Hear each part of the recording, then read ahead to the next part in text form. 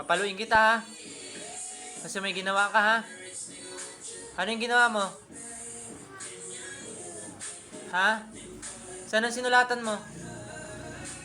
Nagkakamot-kamot. Asan sinulat mo? Ituro mo. Asan nga yung turo mo yung sinulat mo? Papaluin kita ha. Ha? Sagot. Okay lang sa'yo, paluin kita. Kasi, sinulat mo yan. O, saan sinulat mo? Turo mo nga.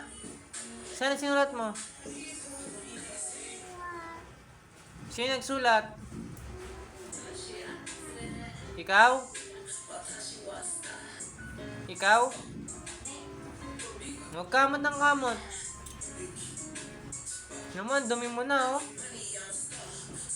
Papaluin kita ha. Okay lang ha.